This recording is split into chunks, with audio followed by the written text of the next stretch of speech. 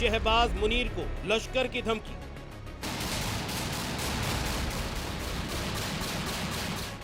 पाकिस्तान के ये दो हुक्मरान लश्कर के जिन आतंकियों को अपनी जमीन पर पनाह देते हैं, कल्पना कीजिए अगर वही आतंकी किसी बम धमाके में इन दोनों को ही उड़ा दे तो।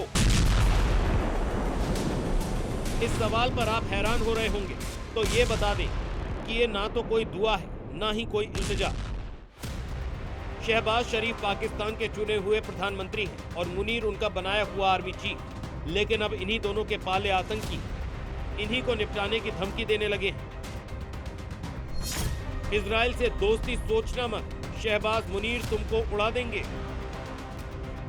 मुनीर और शहबाज दोनों ही जानते हैं सैफुल्लाह कसूरी कोई छोटा मोटा आतंकी नहीं, बल्कि लश्कर के सरगना हाफिज सईद का दाहिना हाथ और आतंकी संगठन में नंबर 2 की कमांड रखने वाला शख्स है।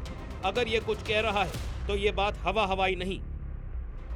फिलहाल सैफुल्लाह पिटका हुआ है अमेरिकी राष्ट्रपति डोनाल्ड ट्रंप की रणनीति पर, जिसमें वो पाकिस्तान पर इजराइल से दोस्ती का दबाव बना रहे हैं। अभी तक शहबाज शरीफ या मुनीर में से किसी ने भी अपने आका को मना नहीं किया है, इसीलिए लश्कर का ये चीफ इजराइल से दोस्ती के पैरोकारों को मारने मरने पर उतारू है।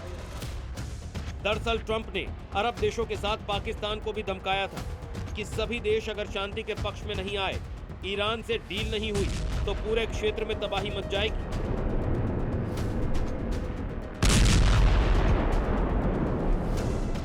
क्योंकि वो ईरान को किसी भी कीमत पर परमाणु शक्ति बनने नहीं देना चाहते।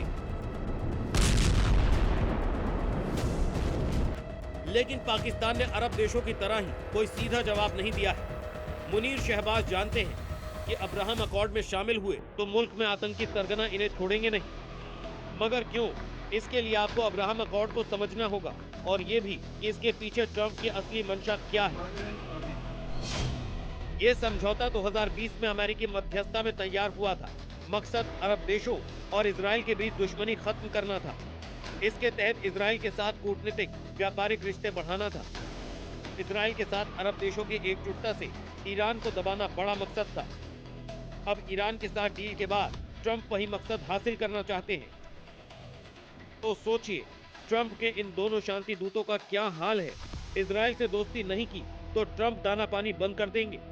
जरूरी हुआ तो नाकेबंदी भी कर सकते हैं, और अगर दोस्ती कर ली तो फिर ये आतंकी जान के पीछे पड़ जाएंगे। मुनीर और शहबाज के आगे इन दिनों कई कहावतें चरितार्थ हो रही हैं। जैसे कहावत सांप और छुछुंदर की, जैसे कहावत धोबी के गधे की, और सबसे बड़ी कहावत आगे धुआं और पीछे खाई। जाएं तो जाएं कहां।